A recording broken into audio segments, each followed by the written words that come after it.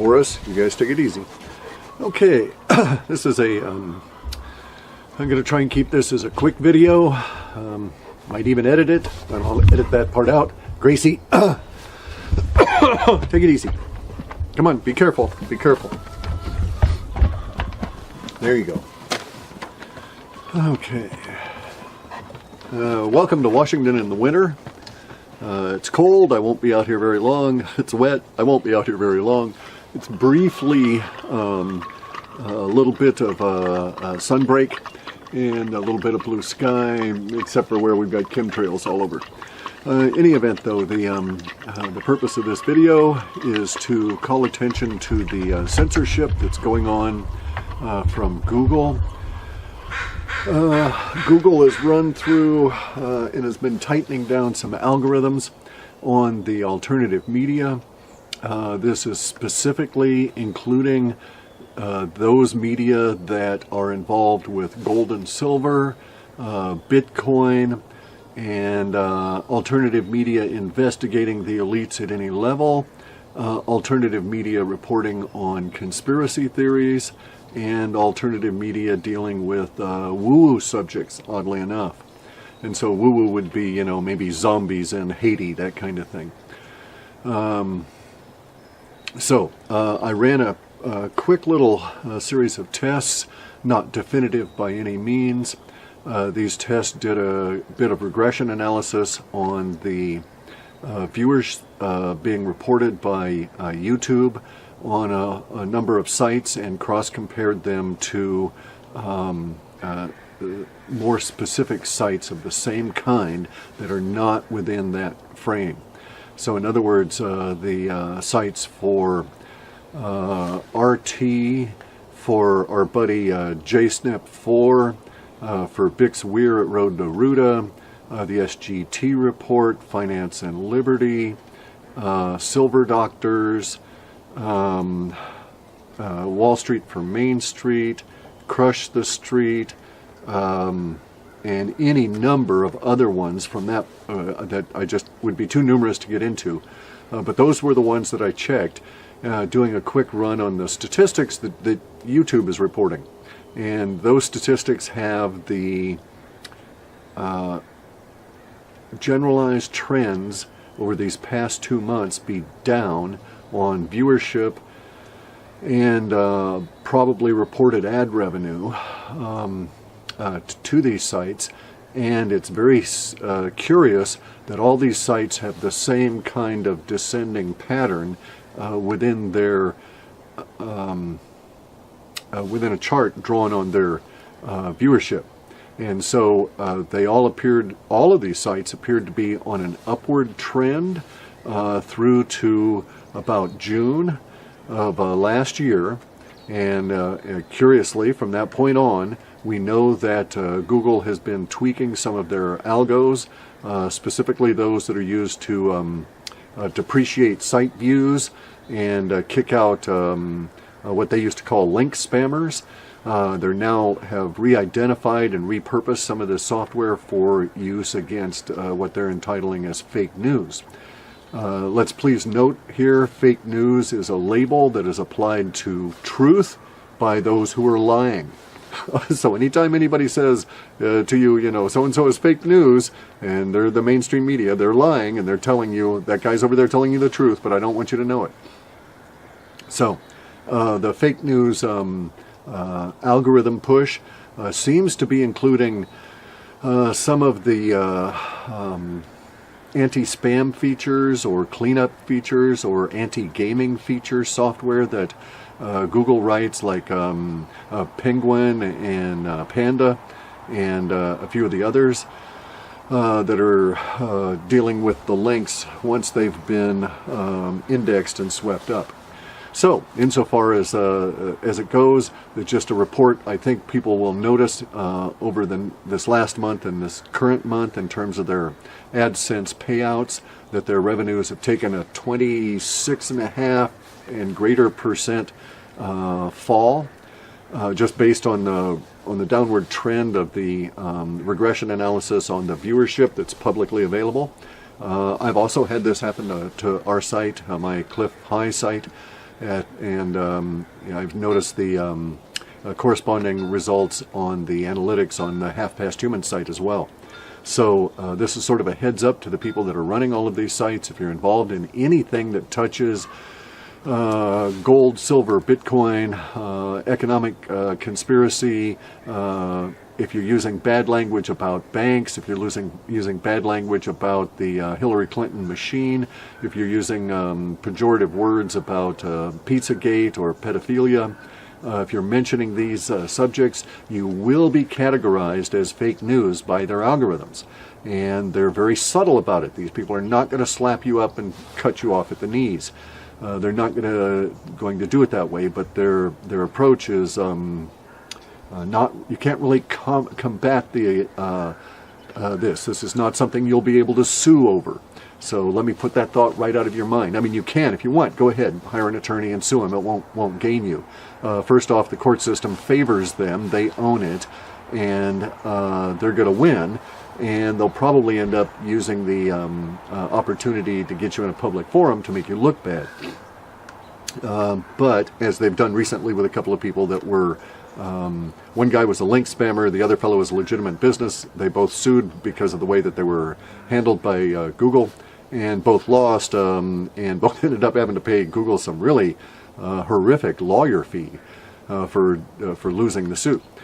So anyway, now, so in terms of the response, this is all being done linguistically. Okay, so they're not looking at your ugly pictures and saying, let's get that face and mark it. The first time they do that, yes, that is true. So let me say that once your site has been marked linguistically, your face will be identified, and then those videos that you appear in will also be flagged and slotted over into the fake news bin, so to speak, and the algos will start working on any site that you appear in.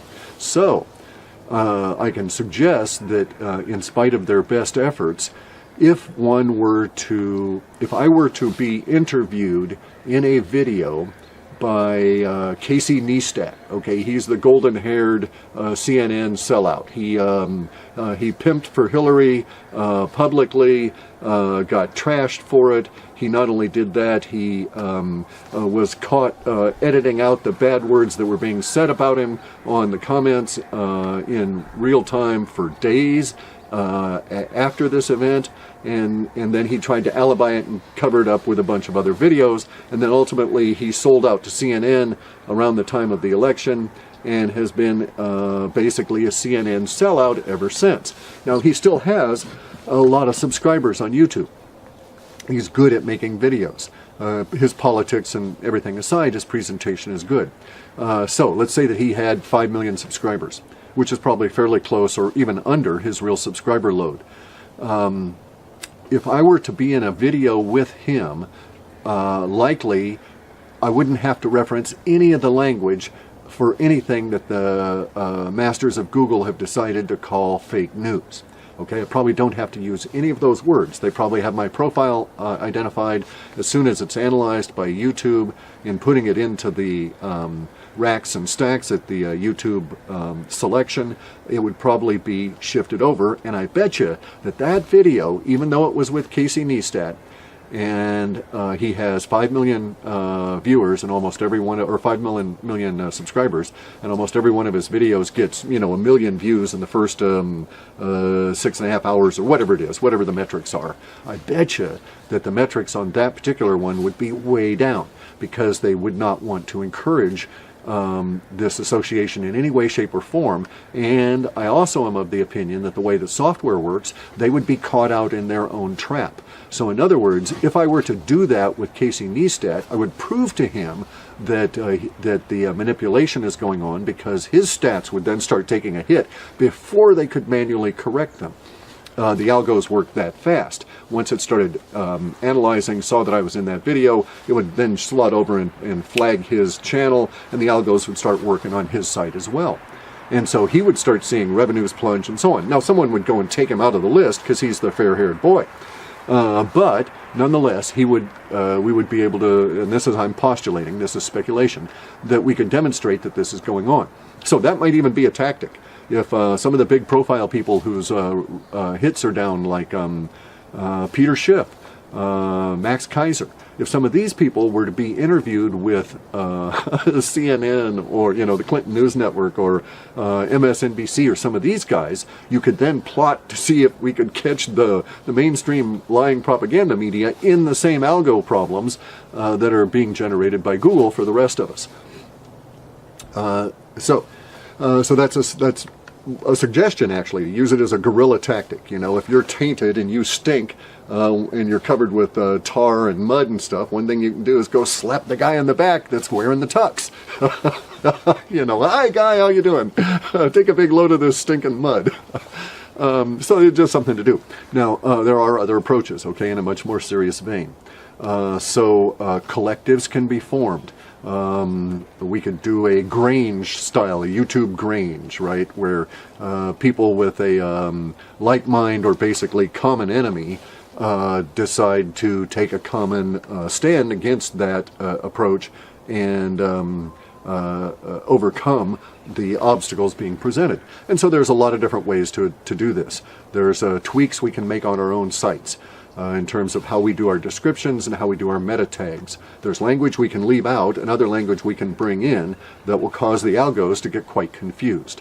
So one thing you might do is to go and analyze those sites that are not being hassled by the fake news censorship algo, and you would see that their description sets, especially their meta tags, are of a certain nature, and that can be replicated and put into our sites. Now, it would only momentarily work. It would only work for a little while until a human saw what was going on and made a tweak to the algo such that they discounted that. But as soon as they do that, the human falls into our trap, and all of those sites that we stole those meta tag templates from, they also become enmeshed into this. And so it's a tactic that was developed by Che Guevara when he was fighting communist revolutionary war. Basically, he was just a really pissed fellow all the time, and he developed some good tactics. And one of them is, if I'm living in a village and they come and beat up me, if the people around me also get beat up, then usually they don't turn against me, they turn against the people that are beating us up, and we form a larger collective. And that's the thinking here, that as we embroil more and more people in this, as we taint more people with our language, the algos become much broader in their impact, much more confused. The impact is spread out over a larger segment. It ameliorates the sharp division in viewerships, and so we gain back some because everybody's being flattened down, and they'll have to continually adjust their algos to respond. So there's that aspect of it. We can do it that approach. There's other linguistic approaches. Boris, knock it off. Other linguistic approaches that can be done to impact the algos. Bear in mind, this is all being done with language. So if you're tricky about language, you can confuse the software because it's just being written by a bunch of guys who don't really want to do it. Bear in mind that, okay? I've worked IT. Seriously, for 20 years. And inside the organization, there's some poor fellow down there that's got to deal with the language and come up with solutions to implement these wild-ass ideas that come from on high from these people that want to implement political stuff in what is a technological engineering environment. And so to do that, they're going to have to work their asses off to get this word but not that word, get this word with that word but not these 5 other words. Otherwise, we're going to piss off these advertisers. There's something else. There's another tactic. If you can taint any of their big name advertisers, boy, this whole thing starts blowing up right away. By taint, I mean, find a good Coca-Cola video, figure out some way to get yourself involved with it. And Coca-Cola, then, hey, they're not going to want to have anything to do with YouTube, Google. They're going to start yanking advertising revenue, or pick a beer company or somebody who's doing commercials on YouTube that you have to sit through and look at. Any of those guys, once their language starts becoming tainted, or once we start using it. So there's another tactic, okay? And that is that you will notice that Pizzagate is built, a lot of it is built around language. The language being the hidden code that, you know, hot dog equals male prostitute, and all of this kind of disgusting, this equals that kind of child, this equals that kind of a child, and so on, within the pedophilia there. And so the language was used as codes, and it went by. No one ever saw it or paid attention to it because they weren't clued into it until now. Okay, well, we can do that as well. We can do it in the reverse. So we could start deciding to make use of language already adopted by and in use by and likely to continue to be used by advertisers who pay money to the big G spot and the little Y, little YT, right? And so we could use the same language that they used, and we can alter the context. So we could say from now on, for instance, that the Coca-Cola, hey, Coca-Cola, that's a word for censorship. Oh, I don't want none of that Coca-Cola on my site. Can't stand that Coca-Cola stuff, right? And so we start doing that. The algorithms pick up on the fact we now have Coca-Cola being used on all these, sites that are non-person sites, you know, like our sites. We're not good people. We're in the fake news category. And so we can do it even at a brand name and taint brand names that way. If we use them and adopt them to mean specific things, then they become tainted within the algos and tainted for use by the MSM. This is how slang comes along. And this is why when you find your parents and grandparents using your slang, you know that word is dead. You're not going to ever use that word. It's that same sort of a social effect within the algo itself. So basically what I'm saying is there's a lot of levels of vulnerability within the algorithms. We can individually, I would really recommend that, as individual sites, pursue an experiment to see what we can do because, hey, it won't hurt. Nothing you can do now is going to make this situation any worse. The algorithms are already tuned against you. I've been watching this for a couple of weeks now, and it's like pretty serious. The drops are recording about 26% across the board on all these sites that I can identify linguistically. So you can't hurt the situation. You're going to get dinged. It's going to get worse. Their idea is to slowly... This is the way Google works, by the way. Google doesn't come along and flip a switch and turn things on or off. They come along one day and they load a chunk of software that has basically the functionality to say, hey, I'm here, I'm cooperating, let's see if I can make any disturbances, but doesn't do any real work. And then maybe over months, they take out a comment here in the software, recompile it, and put it into work. And then they test that section and let it work for days. And then they test the next one. So this is a process of software engineering where they intrude into the working server environment, not with a complete swap over, which can be disruptive no matter what, but with this gentle, continual intrusion of new code that they test and work and so on. This is akin to, linguistically, what we're dealing with, ratcheting down on a valve. So if your revenues are cut 26% now, you can be quite sure in another few months that you will be able to add another 26% to that have been lopped off of your revenues and your viewers by this process, as they grab this word, as they grab that word and put these together and say, oh, look, you know, these guys always use these words this way. Now, what they're doing, how they're doing that is what this thing called machine learning. And the machines don't learn. They're just picking this stuff up, making some adjustments to the relationship of these words and putting it in a little database bin over here, and they retrieve it later and compare all your words against the stuff that's in the database. And so it's not machine learning, right? And this is where it's vulnerable. There's no cognition involved with that. As I say, all they're doing is picking up words and putting them into various bins in their database for comparing to words later on. So we can claim words collectively as the alternative media and make these words our own, and we can give them our own contexts on them, and it can be an alternative media slang, if you will. And that's going to confuse the hell out of the algos, especially if we start slanging all of the MSM propaganda media language. So if we consistently use and fake news didn't work for them, it didn't have the buzz that it wanted, right? So now they're going to go and they're going to come up with other labels.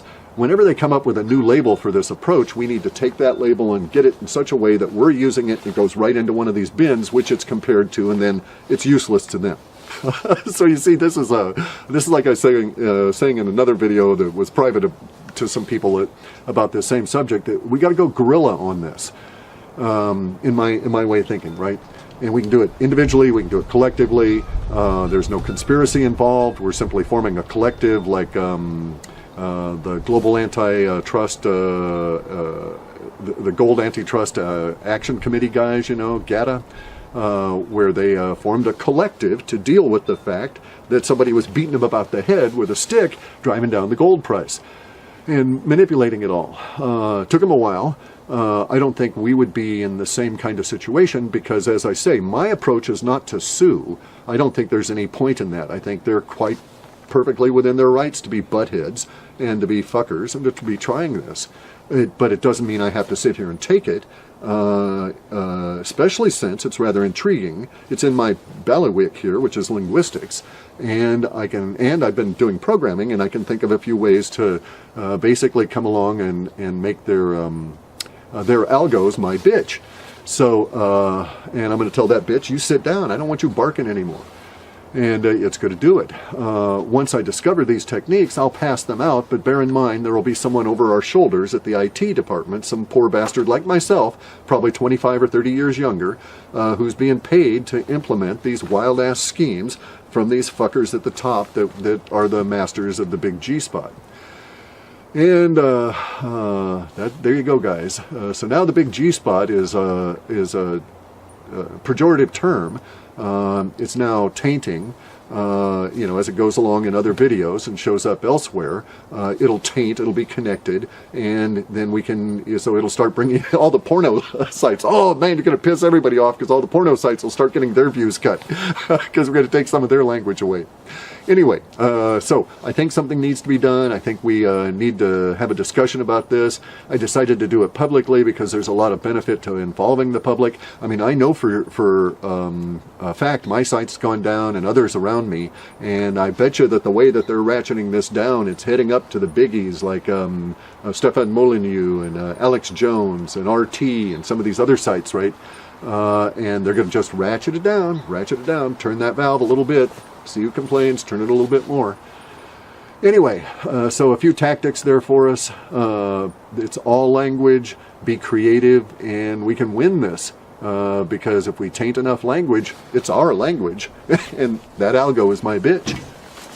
Bye.